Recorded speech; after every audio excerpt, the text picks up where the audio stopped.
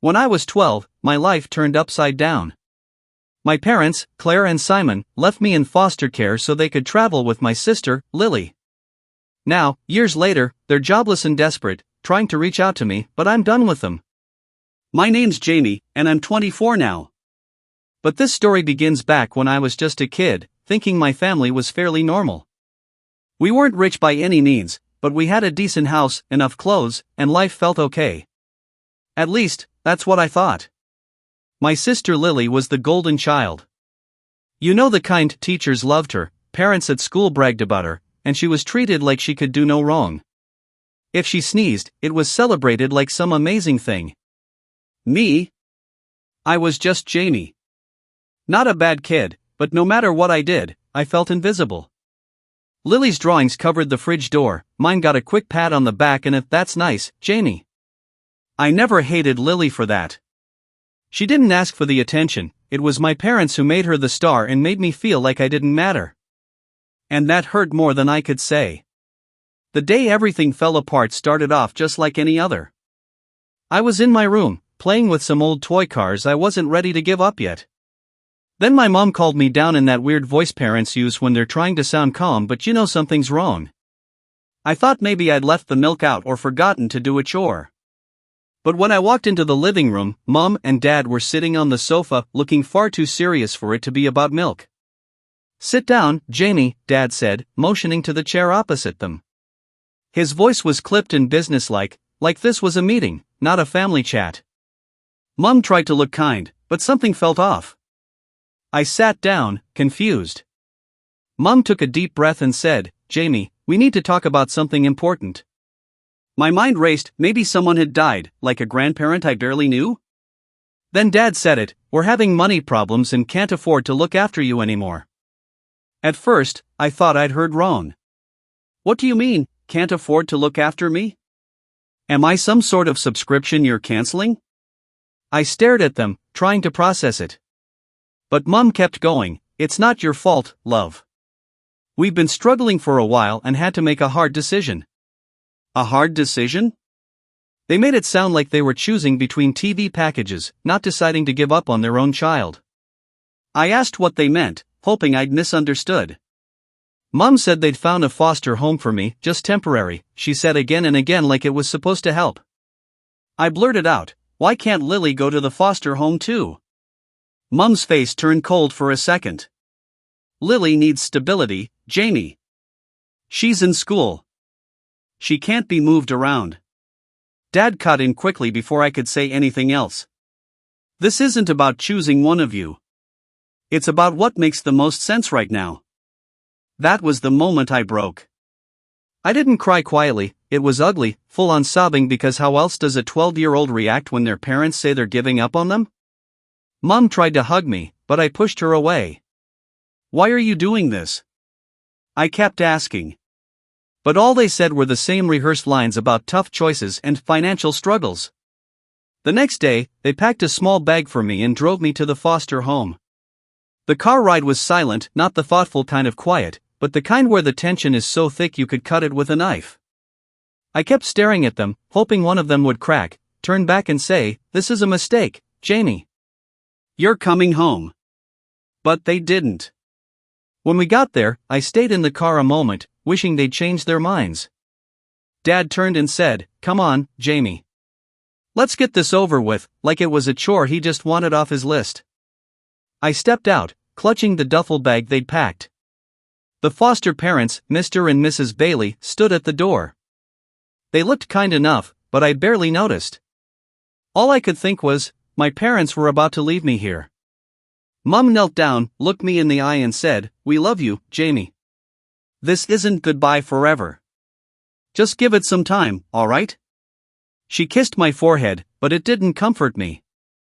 It felt like a return label had been stamped on me. Dad shook my hand, no hug, just a handshake, like I was a distant relative he barely knew. Then they drove away. I stood on the porch, watching their car disappear down the street. My chest felt heavier with every second. I kept telling myself, they'll come back. They have to. But they didn't. That night, I replayed everything over and over. What had I done wrong? Was I not good enough? Why Lily and not me? Those questions stuck with me for weeks, and the worst part was I had no answers. Only their promise that it was temporary. Even then, deep inside, I knew I might never see them again. Looking back, I realized that moment changed everything. It wasn't just that they left. It was the way they left, like I was a burden they were glad to be rid of. But at 12, I didn't have the words to understand that. All I knew was my parents drove away, and I was alone. In the days after, the Baileys tried to make me feel at home. Mrs. Bailey made pancakes every morning. Mr. Bailey would pop his head into my room with random facts, trying to distract me. Despite their kindness, I wasn't ready to trust anyone. My parents' promise that this was only temporary was my lifeline, so I clung to it. I told myself they'd call, explain, and I'd be back before I knew it. But days turned into weeks, weeks into months, and months into years, and not a single word from them. It wasn't until I started school again that the reality began to sink in. Kids noticed I was new and asked where I was from, why I'd moved. I had no energy to tell the truth, so I made up stories. Oh, my parents are working away for a while. Even those lies felt bitter. One afternoon, I was sitting in the Bailey's living room, scrolling through my phone, trying to avoid homework, when I made a mistake. I looked up my parents online. I didn't know what I was hoping to find, maybe some sign they still thought about me. What I saw knocked the wind out of me. There they were, smiling on a beach, the ocean behind them, happier than I'd ever seen. The caption read, "Finally living our dream life."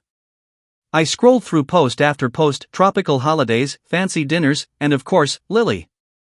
She was in almost every photo, always front and center, with captions like "Our amazing daughter." It was like I didn't exist. The more I looked, the angrier I got. They told me they couldn't afford to keep me, yet here they were living like influencers. And Lily wasn't in foster care, she was still with them, smiling for the camera as if nothing was wrong. It felt like my head was spinning. They hadn't just abandoned me, they'd erased me. What hit me hardest wasn't just the photos, but the travel blog they kept. They wrote about how letting go of material possessions, meaning me, had helped them find clarity. I read through the comments, and one stood out. It was from a profile with no picture, saying, "Must be nice running away and leaving everything behind. Hope it doesn't catch up with you." The words were sharp, cutting through their shiny image. I wondered what they meant by leaving everything behind. Was it about me or something else? The account was private, so I couldn't find out. Scrolling further, I saw another comment on a photo of Mum holding a tropical drink. Guess skipping town was worth it after all.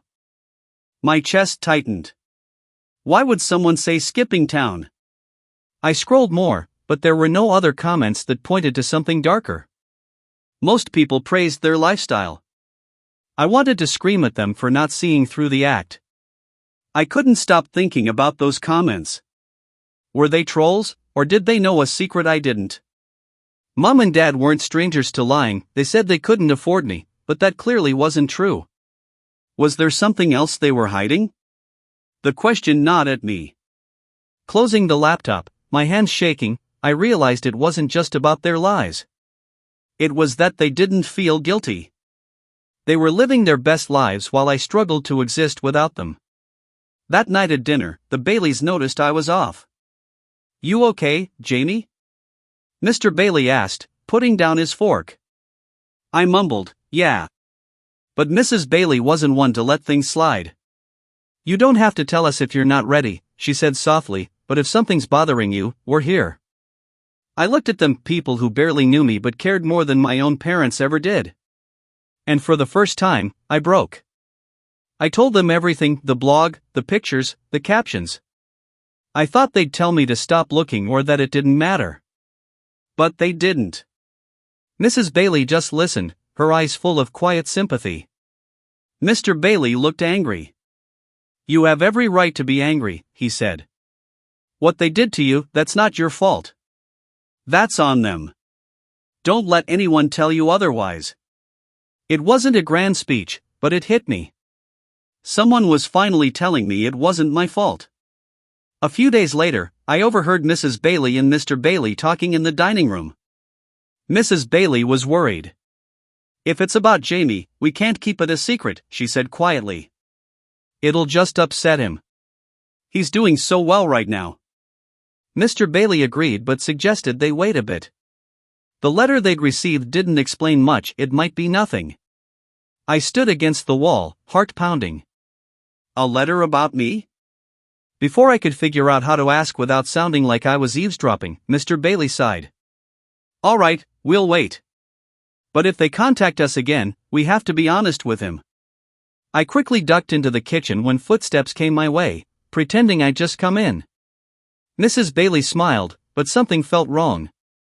Later that night, after everyone was asleep, I crept back to the dining room. I knew I shouldn't snoop, but I couldn't stop myself. On the table was a stack of mail, and near the bottom, I saw an envelope with my name on it. I hesitated before picking it up. The return address was from a law firm. My stomach churned as I opened it.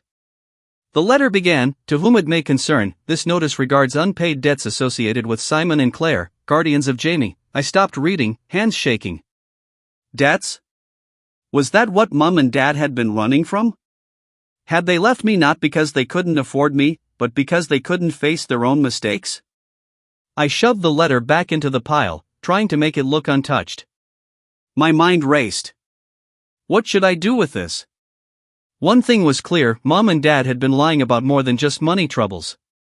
By the time I turned 16, I was starting to get my life together. I was working hard at school, juggling a job and after-school clubs.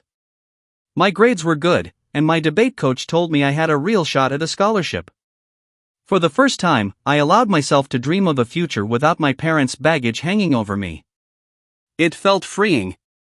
Then one day, that dream became real. I got the scholarship letter. I'd applied on a whim, not expecting anything. When I opened the envelope and read full scholarship, I couldn't believe it. I ran downstairs, bursting with excitement, to tell the Baileys.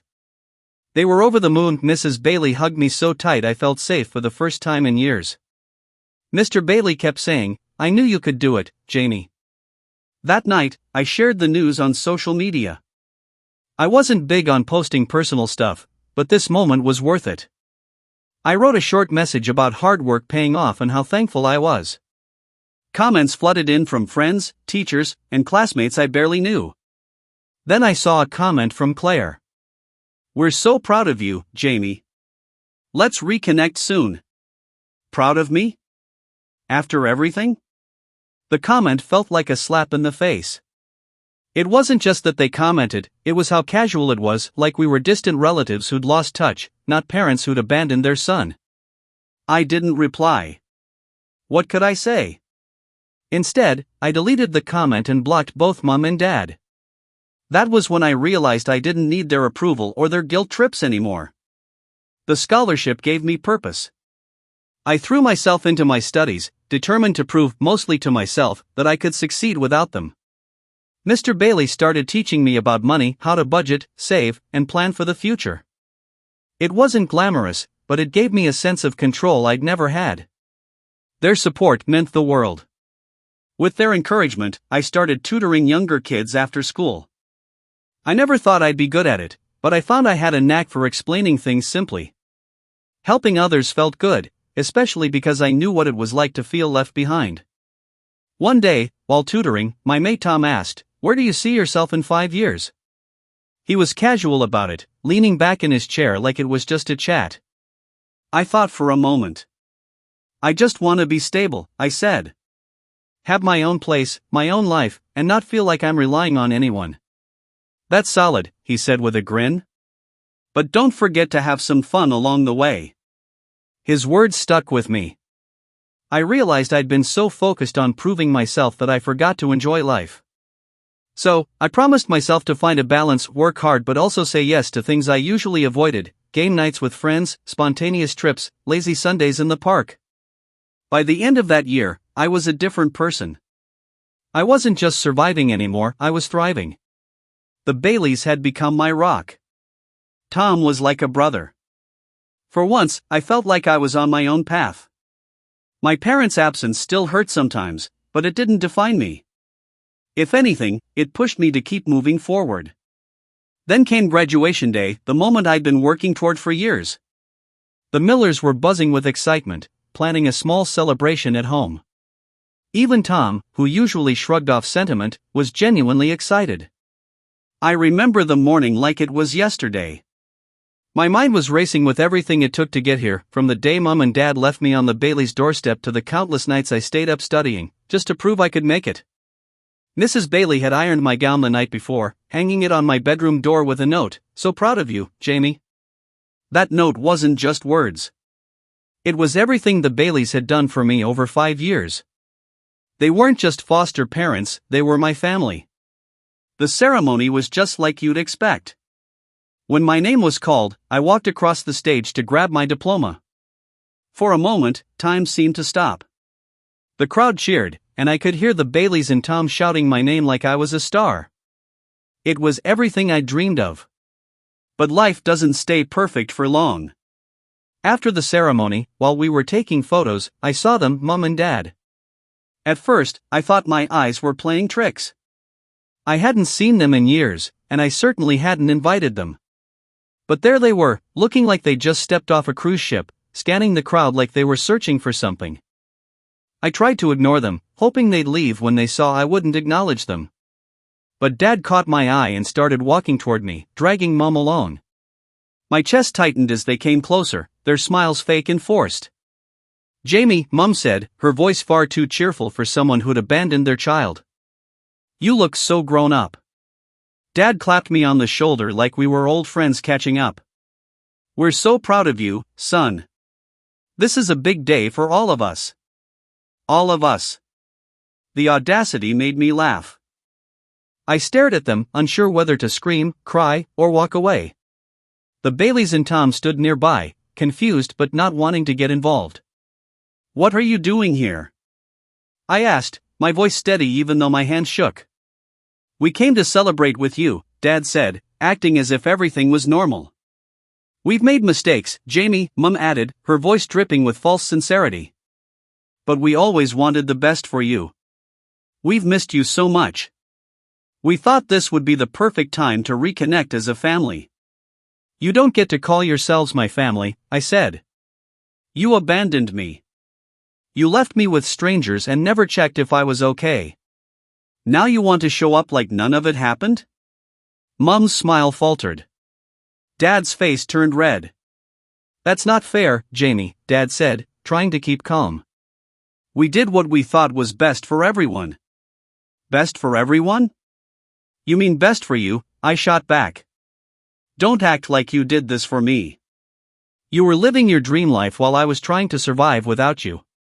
By now, people were noticing. The Baileys stepped forward, concern and anger on their faces. Then Lily surprised me. She walked straight up to Mom and Dad and said, "You don't get to ruin this for him. You've done enough." It was the first time I'd ever seen her stand up to them. I couldn't have been prouder. Dad tried to argue, but Mom pulled him away, whispering something about causing a scene. They looked at me one last time, their faces full of frustration and pity, then walked off. The Baileys quickly wrapped me in a hug, reminding me this day was about my achievements, not their drama.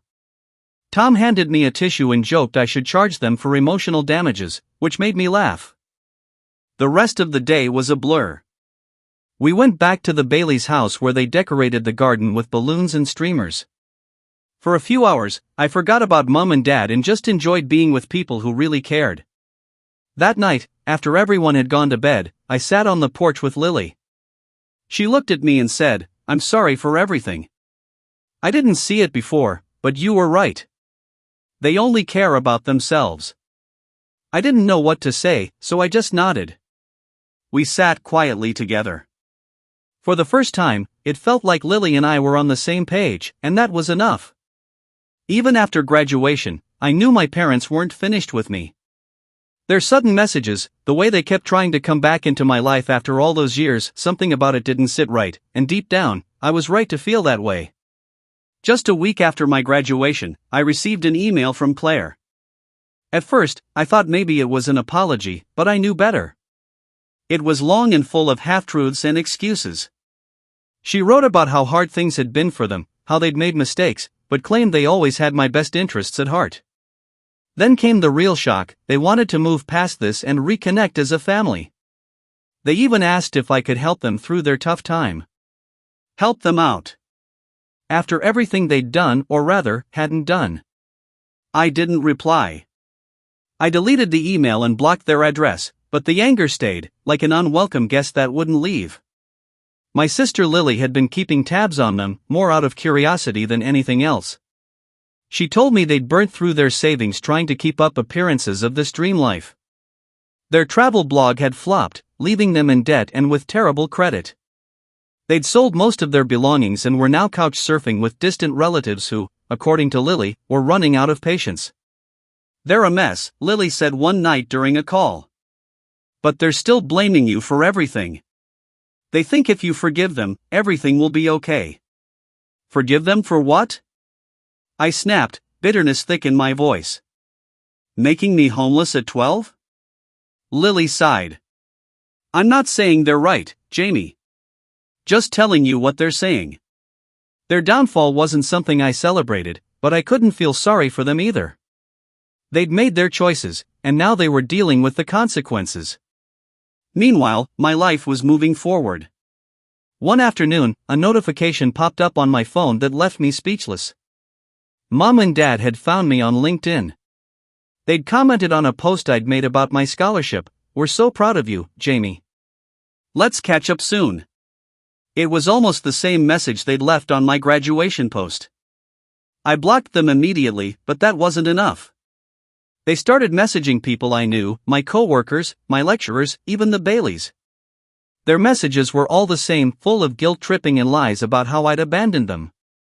One message even reached my boss at the bookstore. She pulled me aside one day, clearly uncomfortable. "Look, I don't want to pry," she said, "but someone claiming to be your parents sent us an email." It was odd. I was mortified. "I'm sorry," I said. "They're not really part of my life. I'll handle it." To her credit, she didn't press for details. She just nodded. "If they bother you again, let me know. We've got your back." That was a relief. But it also showed me how far Mom and Dad were willing to go. It wasn't enough to invade my personal life, they wanted to sabotage my professional one too. Around that time, Lily stepped up and posted a public statement on social media, calling them out. She didn't hold back. She detailed how they'd abandoned us and refused to take responsibility. "Jamie and I have worked hard to rebuild our lives without them," she wrote. "We don't owe them anything." Her post went viral. Hundreds of strangers showed support, but it also made things worse. Mom and Dad started lashing out with dramatic rants, claiming we were ungrateful and that they'd sacrificed everything for us. Their posts were full of half-truths and lies, but the more they spoke, the more people saw through them. Then one day, Lily called me, sounding both excited and shocked. "You remember that old storage unit they had?" she said. "They stopped paying for it, and the landlord let me grab a few things before clearing it out." An hour later, she showed up at my flat with a battered cardboard box. "You need to see this," she said, dropping it on the table. Inside was a folder stuffed with unpaid bills, foreclosure notices, and letters from debt collectors. My stomach sank as I flipped through the papers. They were living way beyond their means, Lily said bitterly. Failed businesses, maxed out credit cards, looks like they ran instead of facing it. Near the bottom, a letter from their lawyer mentioned restructuring finances and cutting back expenses. My name was on it, listed like a liability. I slammed the folder shut, hands shaking. They hadn't left because they couldn't afford me. They left because it was easier than cleaning up their mess. Lily was silent for a moment, then said, "I thought you deserved to know." "Thanks," I muttered. After she left, I stared at that folder, torn between burning it or keeping it as proof. In the end, I kept it, not for them, but for me. By the time I started college, Mom and Dad's reputation was in ruins. People flagged their crowdfunding campaigns as scams. Even relatives they stayed with kicked them out. According to Lily, they were living out of their car, still clinging to the idea that I owed them something. Meanwhile, I was thriving. College was everything I hoped for. I worked hard to make the most of my scholarship and even started teaching financial literacy workshops on campus. It wasn't fancy, but it felt good to give back, especially knowing how much the Baileys had taught me about money. One day, during my second semester, Lily called again, sounding frustrated. "You won't believe this," she said. "They showed up at my flat, crying and begging me to convince you to talk to them. They said they're desperate." I sighed and rubbed my temples. "What did you say?" "I told them to leave," she said. "If they come back again, I'm calling the police." Part of me felt angry they were still trying to drag Lily into their mess. But I was proud of her for standing her ground. She'd come a long way from the quiet girl who avoided conflict at all costs. I didn't owe them forgiveness, money, or time. What I owed was to myself, to keep building the life I wanted, free from their influence. But Mom and Dad weren't done yet. They weren't the kind of people to let go, especially when they thought there was something to gain. It started with random calls from unknown numbers at all hours. Usually, I ignored them. But one day, I answered. It was Aunt Karen, a relative I hadn't spoken to in years. "Jamie, what's wrong with you?" she snapped. "Your parents are struggling, living in their car, and you just ignore them? They're family. You owe them some kindness." I bit back a laugh. Kindness? Did they show me kindness when they dumped me at a foster home and never looked back? Karen was shocked when I pushed back. "They did what was best," she said. "People make mistakes, Jamie. You're being heartless." I hung up. I wasn't about to waste my energy explaining myself to someone who clearly didn't understand. In the following weeks, I got similar calls from distant relatives who hadn't contacted me for years. The script was the same. I was the ungrateful son, the selfish one who couldn't forgive his poor parents. What no one seemed to understand was that Mom and Dad weren't just bad parents. They were toxic and manipulative, refusing to take responsibility. Helping them would drag me back into a nightmare I'd fought to escape. When the calls didn't work, they took things further. One day, I got an email from a lawyer representing them. The subject alone made my stomach turn: notice of intent to pursue financial support. I skimmed through the legal jargon. They were suing me for financial abandonment, claiming I was legally obligated to support them now I was doing well. It was laughable. I wasn't rich, I was just starting out in my career. And I'd been in foster care. Legally, I owed them nothing. I forwarded the email to the Bailey's lawyer, who reassured me it was just a scare tactic. They don't have a case. Don't engage. It was good advice, but it left a bad taste. The idea they could twist the truth and paint me as the villain after everything they'd done hurt deeply. Instead of stewing, I focused on my work. By now, my financial workshops had grown from a side hustle to a full organization, helping young people across the country learn money skills and build futures. I partnered with nonprofits, schools, even big companies. Each success was a step further from the boy Mom and Dad left behind. Then, I got an email from a TV producer who heard my story. They were making a series about resilience and wanted to feature me. At first, I hesitated. Did I want the world to see my story? But after talking it over with the Baileys and Lily, I said yes. If sharing my journey could help even one child in foster care feel less alone, it would be worth it. Filming was surreal. They asked if I wanted to include Mom and Dad. I thought for a long time and decided to mention them briefly, not to shame, but to explain my journey. They made their choices, I said in the interview, and those choices shaped me. But they don't define me. My life, the family I have now, that's what matters. During a break, the producer pulled me aside, looking uneasy. "We found something about your parents," she said.